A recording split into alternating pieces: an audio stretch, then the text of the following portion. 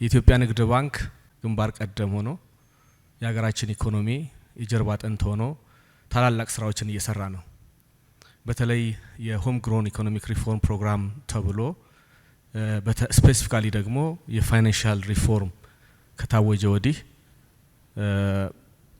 ያንን ተከትሎ ግንባር ከፊት እየቀደመ የተለያዩ ተግባራትን እያከናወነ ነው።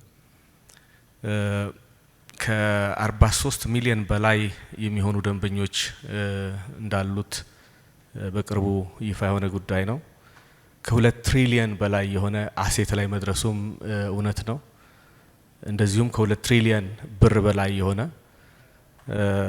ዲፖዚት፣ ይህን ዲፖዚት ደግሞ በ3 አመት ውስጥ ደብል ማድረግ የቻለ በአንድ በኩል የኢኮኖሚያችን እንደ አገር እድገት ምን ያህል እየፈጠነ እንደሆነ ማሳያ ነው። አስተማማኝ የሆነ እንቅስቃሴ እየሆነ እንደሆነ ማሳያ ነው። በሌላ በኩል ደግሞ ይህንን ግንባር ቀደም ሆኖ የደገፈ መሆኑን የሚያሳይ ነውና እንኳን ደስ ያላችሁ ማለት እፈልጋለሁ። የዲጂታል ኢትዮጵያ 25ን ተከትሎ የሞካከራቸው በራሱም እንዲሁም ደግሞ በሌሎች አካላት ታግዞ የሰራቸው እንዳሉ እናውቃለን። አሁን ደግሞ ዲጂታል 2030 በሚል የወጣ ዲጂታል ስፔሱን የማጠናከር ስራዎች አሉ። እጅግ በጣም አጋዥ የሆኑ ነገሮች ናቸው። እነዚህን ተከትሎ ዛሬ ይፋ ካደረገው ሲቢ ኮኔክት ጋር ብዙ ችግሮችን የሚፈታ እንደሆነ እምነቴ ነው። ዳያስፖራው የተለያየ ሁኔታ ውስጥ ነው ያለው። አሜሪካ ያለው ዳያስፖራ አውሮፓ ካለው የሚለይባቸው ሁኔታዎች አሉ። መካከለኛው ምስራቅ ወይም አረብ ሀገራት ያለው ዳያስፖራ እንደዚሁ ለየት ያለ ባህሪ ያለው፣ ደቡብ አፍሪካም እንደዚሁ፣ ሌሎች የአፍሪካ ሀገሮችም አሉ። እስካሁን በተነጻጻሪ የኢትዮጵያ ንግድ ባንክ መፍትሄ አድርጓል፣ የሬሚታንስን ጉዳይ አቃሏል ብለን የምናስበው እኛ ጅቡቲ ላለው የኢትዮጵያ ኮሚኒቲ ነው። የኢትዮጵያ ንግድ ባንክ የራሱን የሆነ ቅርንጫፍ ስለከፈተ አንቲ መኒ ላውንድሪ ወይም ኬዋይሲ የሚባሉ ሪኳየርመንቶችን ራሱ ባወጣው አግባብ እየተቀበለ የሚያስተናግድበት ሁኔታ ስላለ አንዳንድ ትልቅ ፖቴንሻል ወይም እድል አላቸው ከሚባሉ አገሮች በተሻለ ይህ ስርዓት ስለተዘረጋ ገቢ የሚመጣበት ሁኔታ እንዳለ እያየን ነው። በሌሎችም ሀገሮች ከፈለገ መክፈት ይችላል።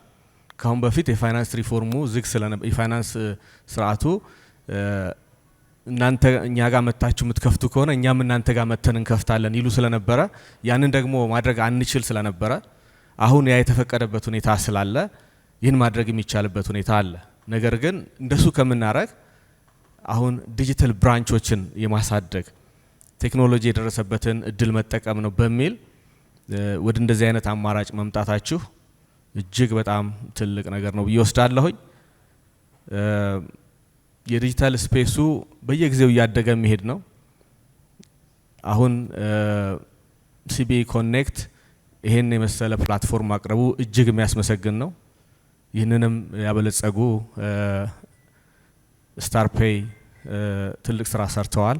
ነገር ግን ቴክኖሎጂ ምናልባት በአጭር ጊዜ ውስጥ ኤክስፓየር እያደረገ የሚሄድ ስለሆነ እነሱም የበለጠ ችግሮችን እያዩ በተለይ የከስተመር ሰርቪስ ላይ የሚመጡ ጥያቄዎችን ፈጥኖ መልስ መስጠት ላይ ዲጂታል በሆነ መንገድ አሁን ዲጂታል ቻት ቦቶች አሉ።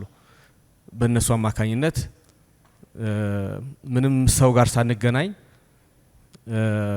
የአውሮፕላን ቲኬት መቁረጥ የሚቻልበት ዘመን ላይ ነው። ጥያቄ ካለን ወዲያው ነው አሁንም ኤአይ መልስ የሚሰጥበት ሁኔታ ነው። ቅድም እንደሰማሁት ይሄ ሁሉ ፋሲሊቲ የተገነባለት እንደሆነ ነው የተረዳሁትና ይሄም ሆኖ ግን ስቲል እያደገና እየተቀየረ የሚሄድ ነገር ስላለ አጠናክረው እነሱም እንዲያሻሽሉ ቅድምም በቀረበው ጥሪ መሰረት ሌሎችም መተው ብዙዎቹ እድሉም ስለነበራቸው ከዲያስፖራ መተው በርካታ ስራዎችን የሰሩበት ሁኔታ አለ ማለት ነው።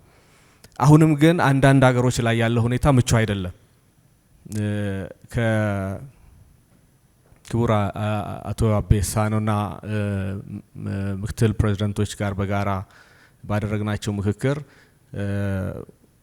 አዲስ አመት ከመምጣቱ በፊት ጊዜያቸውን ሁሉ አጣበው የኢትዮጵያ አዲስ አመት ማለት ነው ጊዜያቸውን ሁሉ አጣበው መካከለኛው ምስራቅ ሄደው ያዩት ሁኔታ ምን ያህል አስፈላጊ እንደሆነ እስካሁን ኢትዮጵያ ንግድ ባንክም ሌሎች ባንኮችም የውጭ ምንዛሬው በምን አግባብ እየመጣ እንደሆነ ተወሰነ ግንዛቤ ቢኖራቸውም ግን መቀበሉ ላይ ነበር ትኩረት አድርገው የነበረው የሚመጣው ላይ ኢንሴንቲቭ መስጠት የሚመጣው ያለ ማስተላለፊያ ክፍያ በነፃ እንዲገባ ማድረግ ይሄ በራሱ በጣም ትልቅ ነው ለምን ወደ ህጋዊ ወዳልሆነው ገበያ ላይ እንዳይወድቅ ያደርገዋል ነገር ግን ኢንሴንቲቭ በሰጠን ቁጥር በአማካይ እንግዲህ ወርልድ ባንክ ወደ 7% ነው ጥሩ ነው ብሎ የሚያስቀምጠው ግን 10%ም ከዛ በላይም የሚከፍሉ አሉ በተለያዩ ምክንያት በተለይ ደግሞ ህጋዊ የመኖሪያ ፈቃድ የሌላቸው እስከ 30% ይከፍላሉ ለመላኪያ ማለት ነው እና ይሄኛው መስመር በጣም ትልቅና ብዙ ነገር ፈቷል ልንል እንችላለን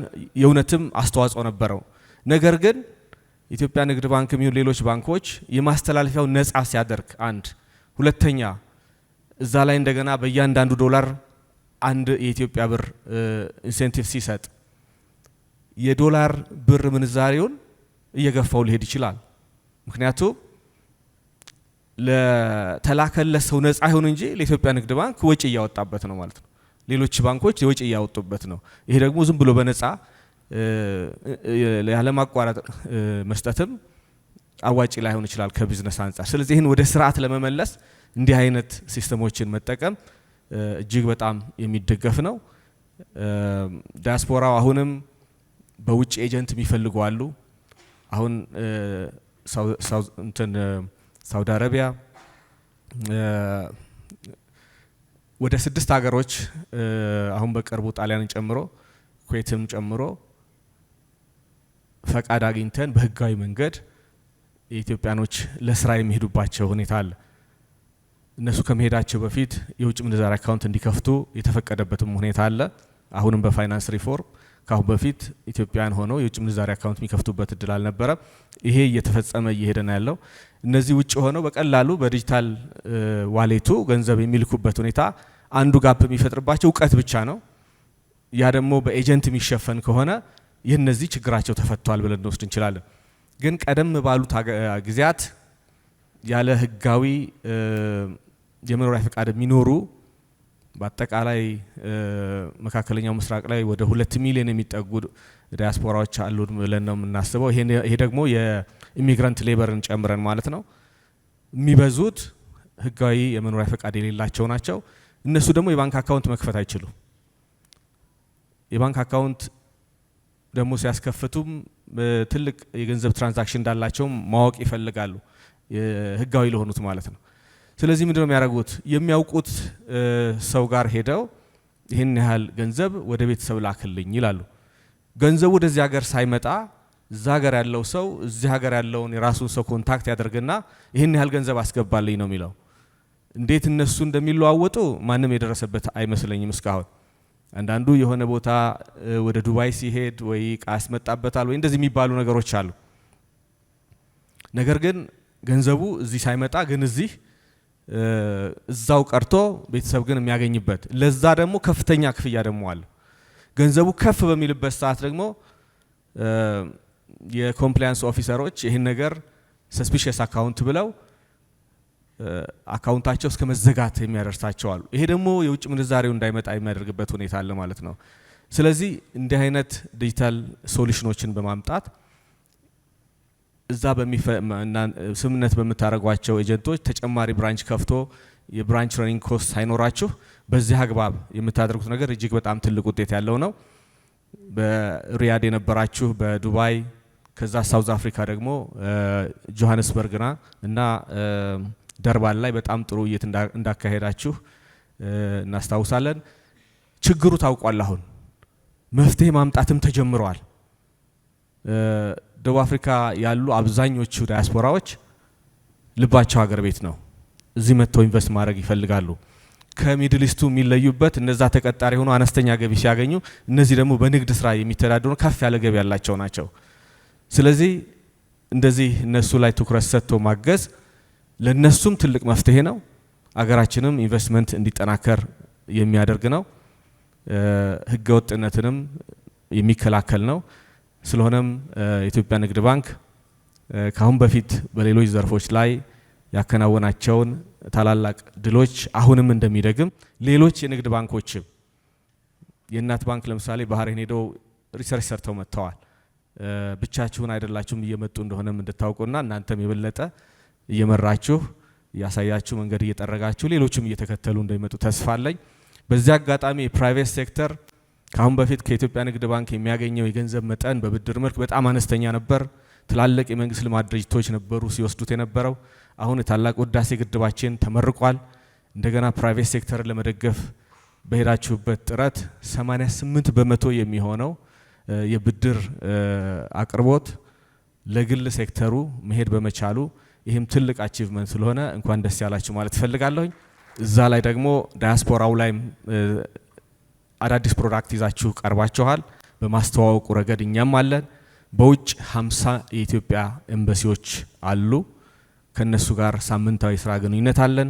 በእነሱ አማካይነት እዚህ ጋር የተደረደረው ካልቀደመን በስተቀር የበለጠ አጠናክረን እንቀጥላለን። ስለዚህ በዚህ የሚቆም አይደለም። እጅግ አድርጌ አመሰግናለሁ። በርቱ ላለሁ። ቴንክ ዩ